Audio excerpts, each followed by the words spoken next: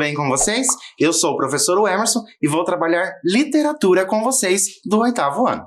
Então, vamos dar início à nossa aula de literatura.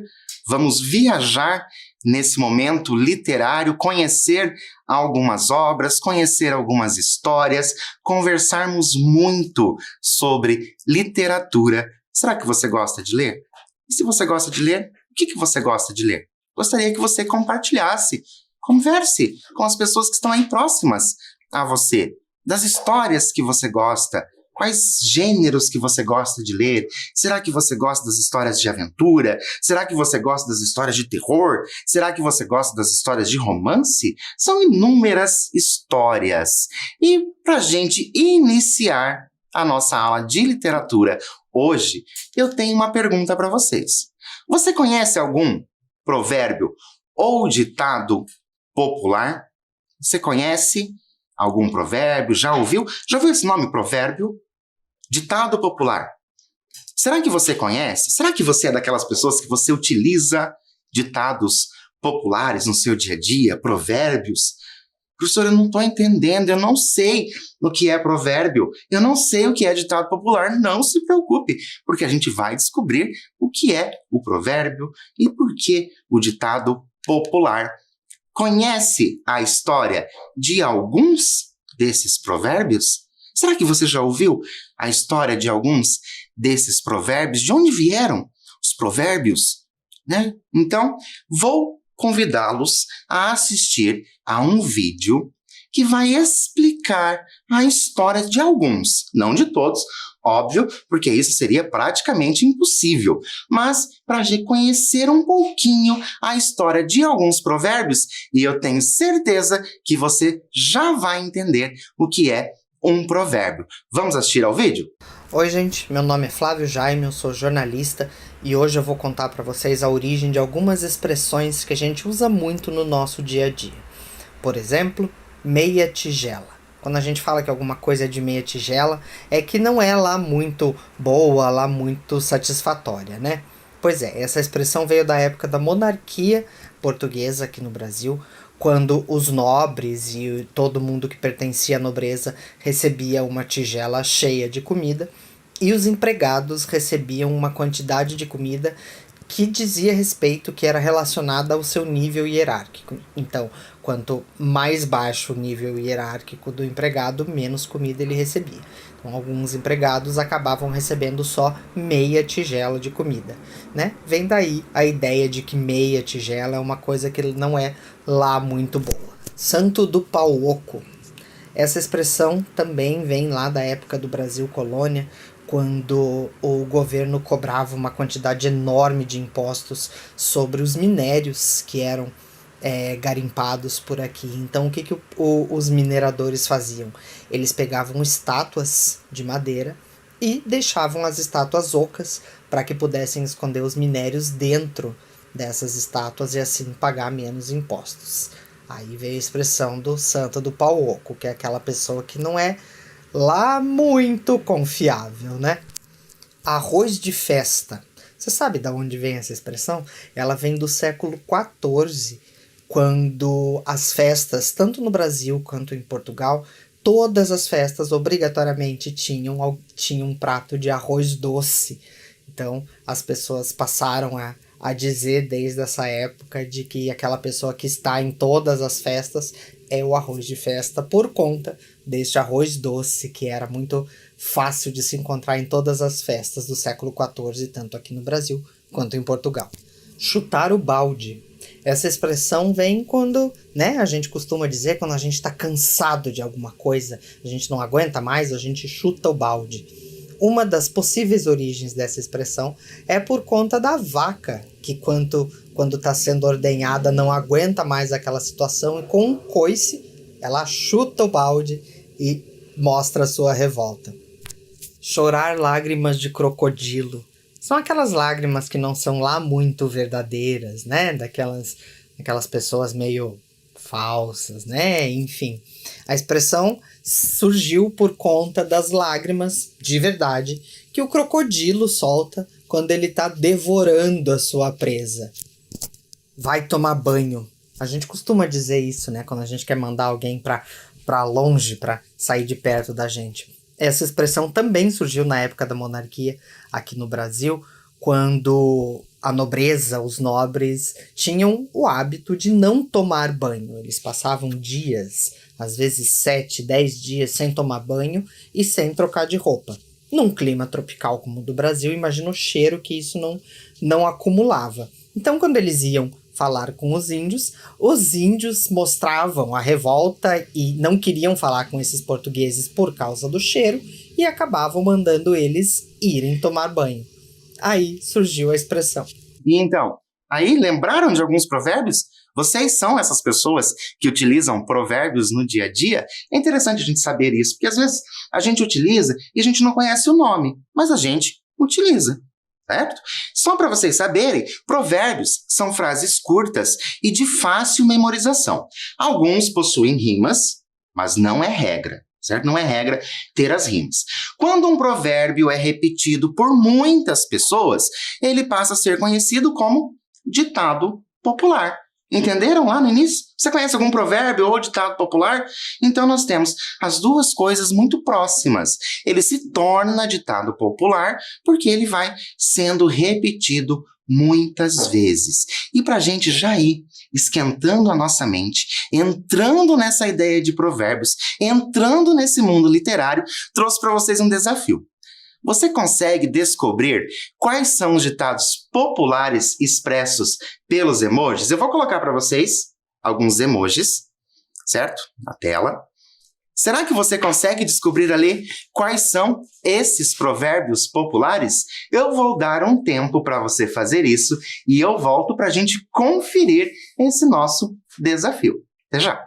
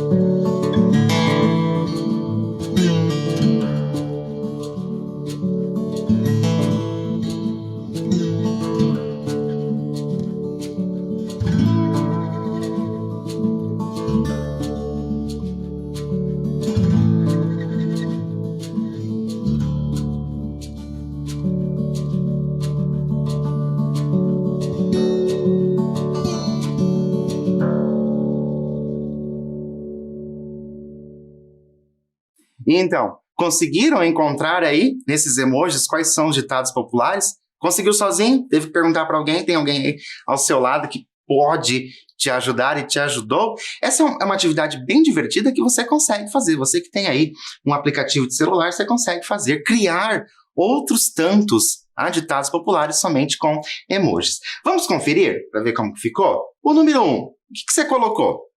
Será que você Acertou? Olha lá. Cavalo dado não se olha os dentes. Já ouviram esse ditado? As pessoas mais velhas, com toda certeza, já ouviram esse ditado. E o 2? E o 2? Como que ficou ali o 2? Olha só. Em terra de cego, quem tem um olho é rei. E o 3? Boca fechada. O último ali. Esse ficou fácil, né? Em boca fechada não entra mosca. E o 4? O 4 é muito fácil e as pessoas usam muito. Olha só. Chorar pelo leite derramado. E o final? E o último? Conseguiram pensar nesse último? Nós temos ali esse anjinho. Como será? Santo de casa não faz milagre. E então, será que você acertou os 5? Se não acertou os 5, quantos você acertou? Não acertou nenhum? Não tem problema, não precisa se preocupar, porque a gente vai falar um pouco sobre os provérbios e a gente vai conhecer alguns provérbios. Para nós fazermos a leitura, eu trouxe para vocês um autor chamado Luiz Fernando Veríssimo. Ele é um autor brasileiro, é um cronista brasileiro, nascido em 1936. Seus textos apresentam um toque de humor. Esse toque de humor é uma das características, certo? Da crônica ter esse toque de humor. E esse autor, Luiz Fernando Veríssimo, ele traz nos textos dele não só o humor, mas muita coisa para a gente refletir. Eu trouxe para vocês algumas obras que eu tenho do Luiz Fernando Veríssimo. Então, só para vocês verem que pelas capas já dá para ver que é alguma coisa divertida. Esse aqui, primeiro, Comédias da Vida Privada, eu gosto muito. Há muito tempo, tinha um quadro na TV com esse nome e era baseado aqui nas obras do Veríssimo. O Veríssimo, ele tem uma curiosidade. Ele é filho de um autor brasileiro bem estudado. Chama Érico Veríssimo, o pai do Luiz Fernando Veríssimo. Então, uma curiosidade para vocês. Então, você já leu uma crônica? Será que nesse seu período escolar, será que você já leu uma crônica? E fora da escola, será que você já leu uma crônica? Será que você leu uma crônica e não percebeu que era uma crônica? Você consegue reconhecer esse gênero textual? Então, o que nós temos na crônica? Nós temos algumas características que são bem fáceis de nós reconhecermos. É um texto leve, é um texto rápido, é um texto curto, tá? Então, quando eu falo curto, gente, eu não estou falando um texto de um parágrafo, tá? Eu posso ter uma crônica, por exemplo, de 6 páginas e a gente considera como sendo um texto curto. Então, eu tenho essas características. Poucos personagens, a história vai girar em torno de um único fato. Então, você já leu algum texto assim? Tenho certeza que em algum momento da sua vida você fez essa leitura desse tipo de texto, desse estilo de texto. Talvez você só não sabia que se tratava de uma crônica. Mas não é legal a gente reconhecer, conseguir olhar e dizer: nossa, estou lendo uma crônica. E nós vamos fazer a leitura de uma crônica e vocês vão perceber essa leveza do texto, a agilidade do texto. A crônica que nós vamos ler chama-se Incidente na Casa do Ferreiro. Tá? Incidente na Casa do Ferreiro. Vamos começar. Pela janela, vê-se uma floresta com macacos, cada um seu galho. 2 ou 3 olham o rabo do vizinho, mas a maioria cuida do seu. Há também um estranho moinho movido por águas passadas. Pelo mato, aparentemente perdido, não tem cachorro. Passa Maomé a caminho da montanha para evitar um terremoto. Dentro da casa, o filho do enforcado e o ferreiro tomam chá. Eu já vou conversar com vocês a respeito desta primeira parte, porque eu tenho uma atividade para vocês fazerem aí no caderno de vocês. Então, só por esse primeiro trecho do texto que nós lemos agora, já percebeu em que o autor se baseou para escrever a crônica? Em que ele se baseou? Pense no que a gente está falando. Vou dar um tempo para você fazer isso e eu volto para a gente continuar.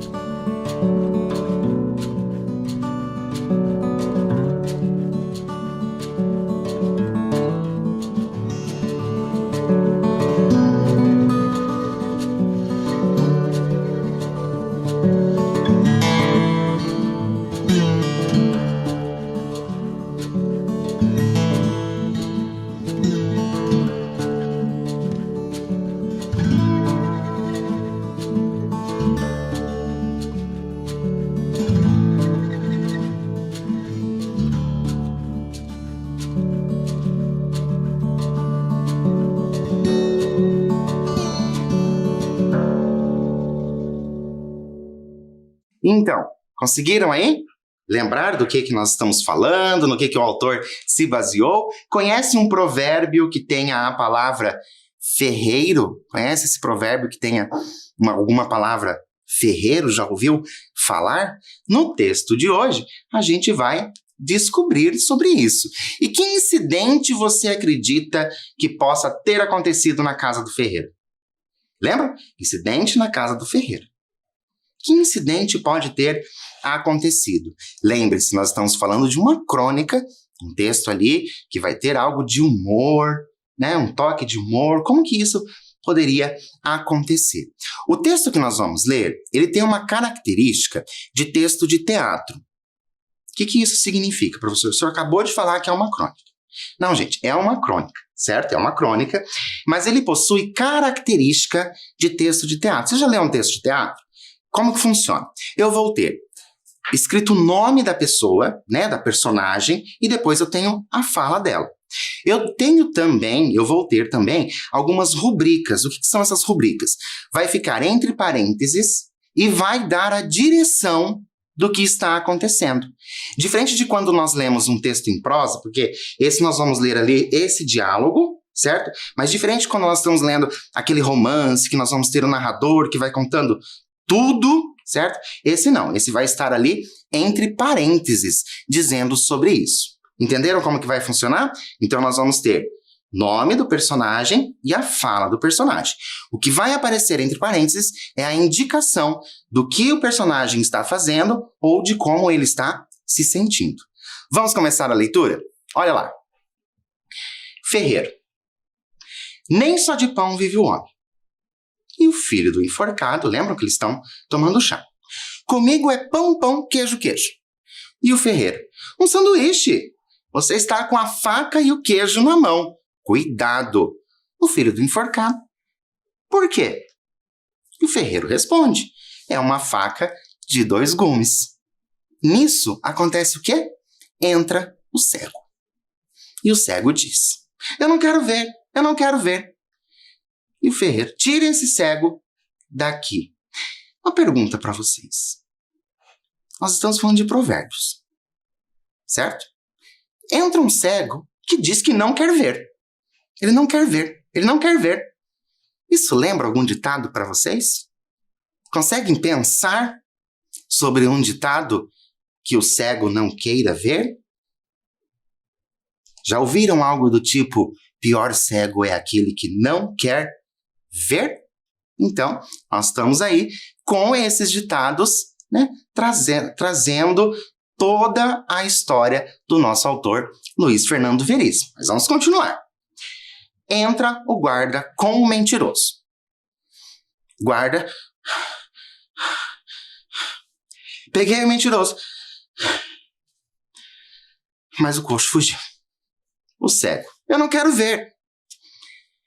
Entra o vendedor de pombas com uma pomba na mão e 2 voando. Qual o significado da palavra coxo no contexto? Nesse texto que nós estamos lendo, qual o significado da palavra coxo? Será que você acha que é a letra A, pessoa que possui uma das pernas mais curtas? Letra B, pessoa que conduz o cavalo? Ou letra C, pessoa com habilidade de correr mais rápido? Vou dar um tempinho para você fazer isso e eu volto para a gente continuar.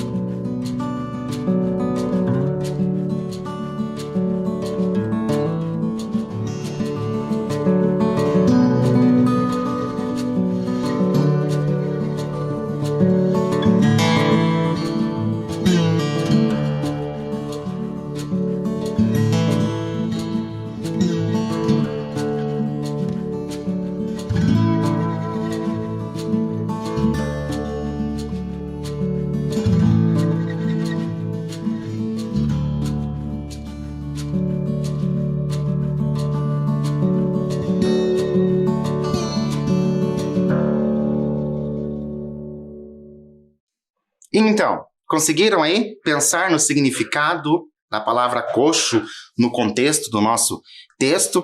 Precisou pesquisar em algum lugar para saber ou você sabia?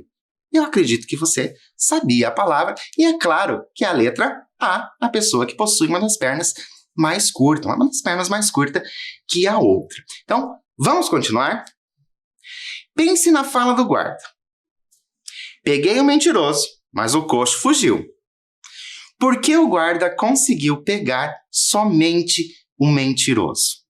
Por que vocês acham que isso aconteceu? Por isso que eu falei para vocês antes ali o significado da palavra coxo. E agora, vou dar um tempo para você pensar aí a esse respeito.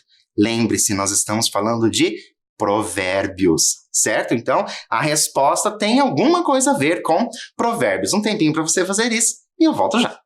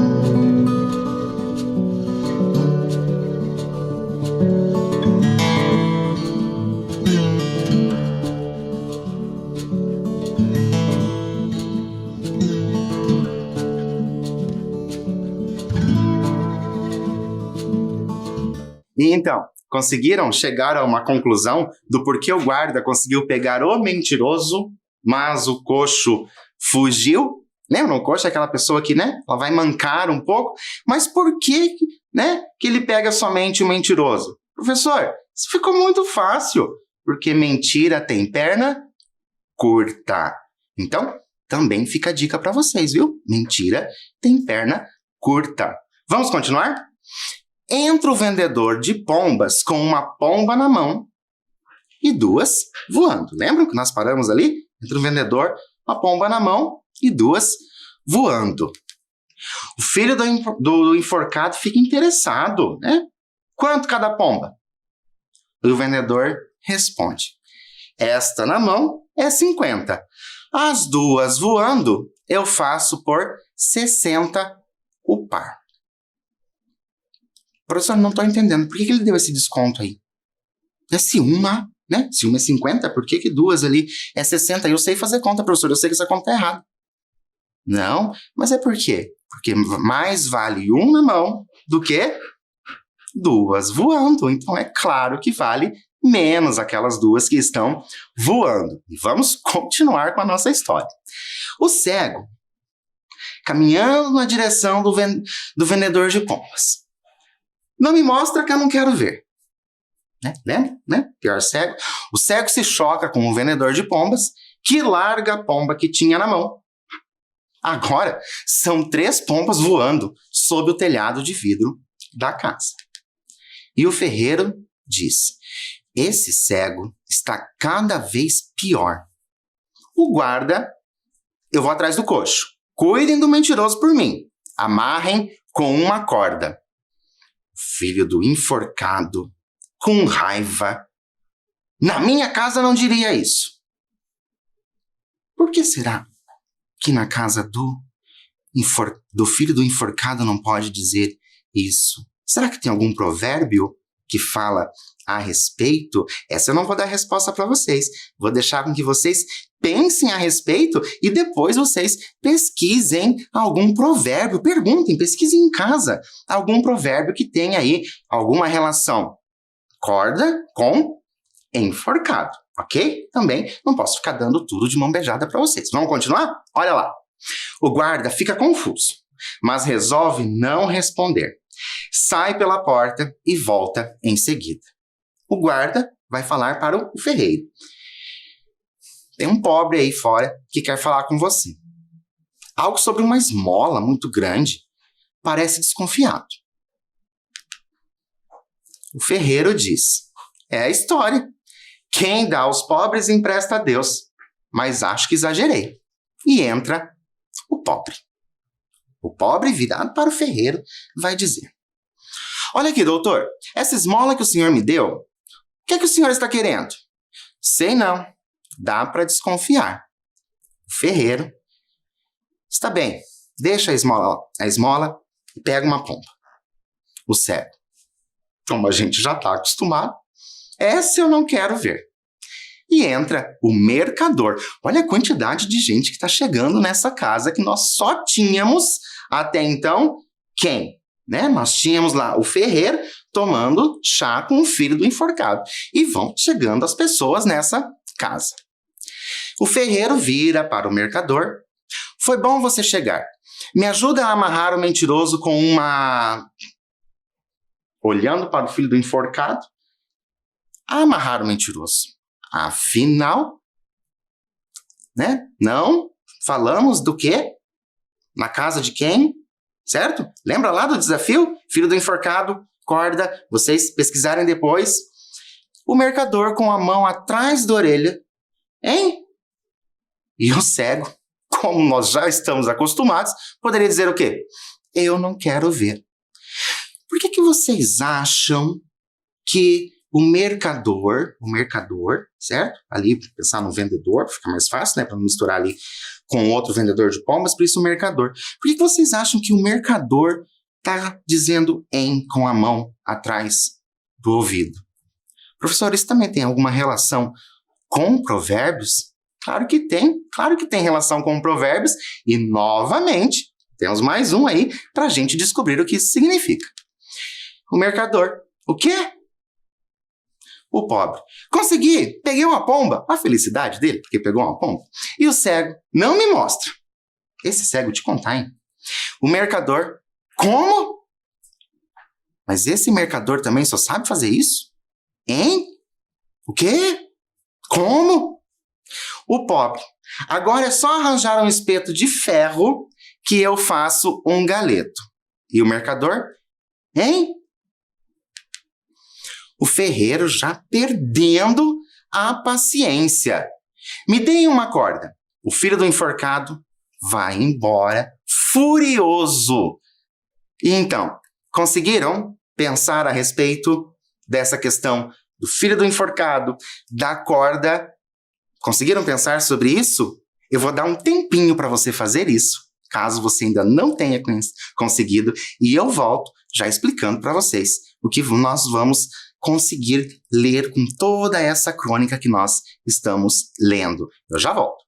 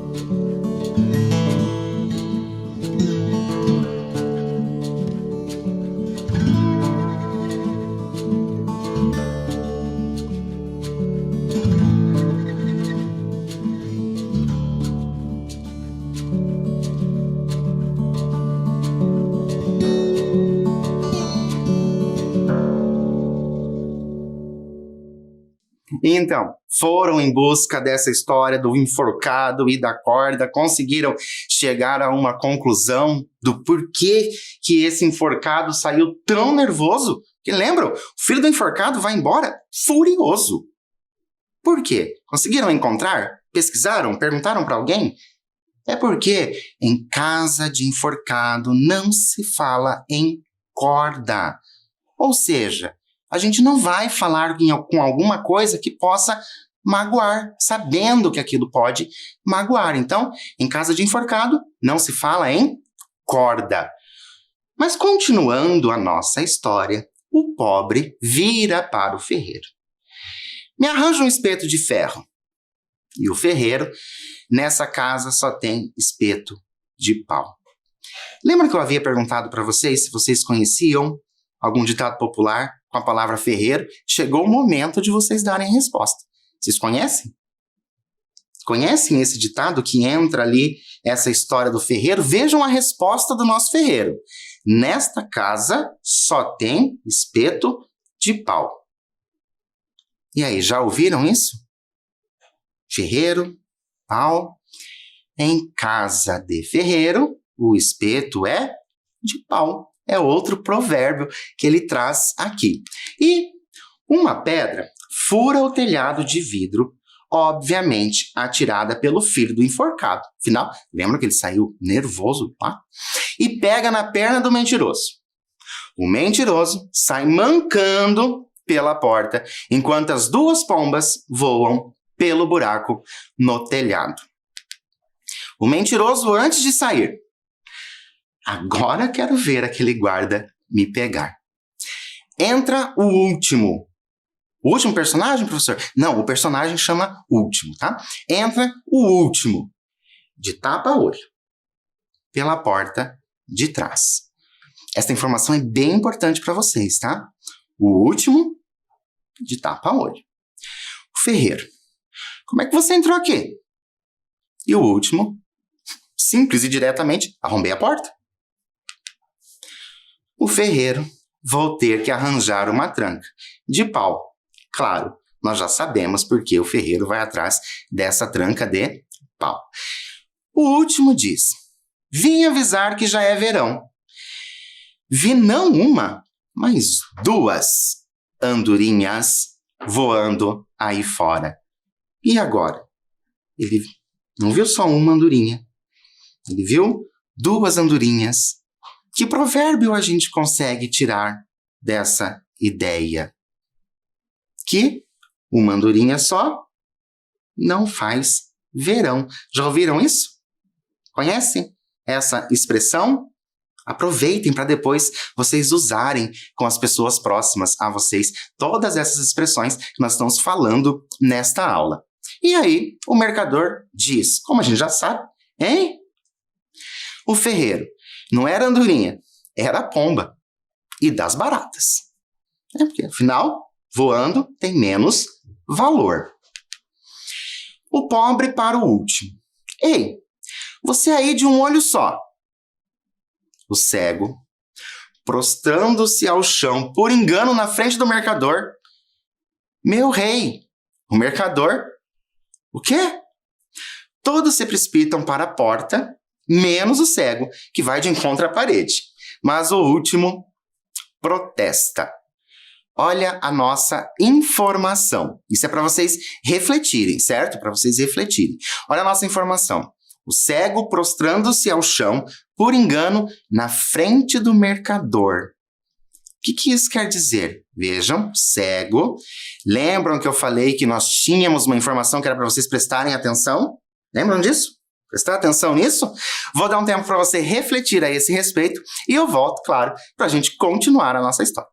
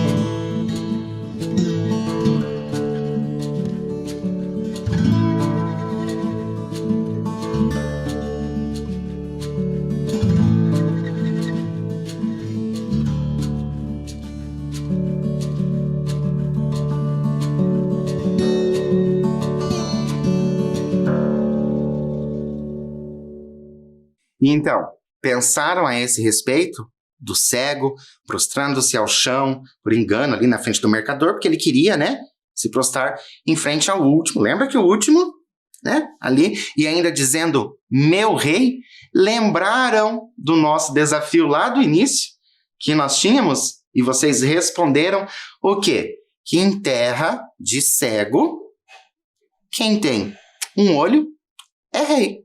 Lembram disso? E ali nós temos esse provérbio muito discreto, não está escrito com essas palavras, mas a gente consegue compreender que é essa a ideia que o nosso autor está trazendo. Sejam bem sinceros. Agora, Luiz Fernando Veríssimo é ou não é um autor maravilhoso?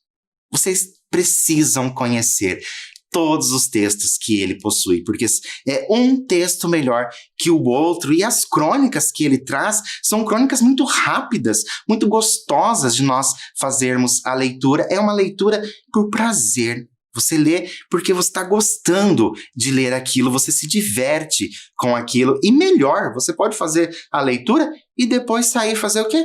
Contar para alguém aquilo que você leu. E já imaginou como você pode espalhar a literatura perto das pessoas que estão aí a você? Talvez a pessoa que está perto de você não goste de fazer leitura.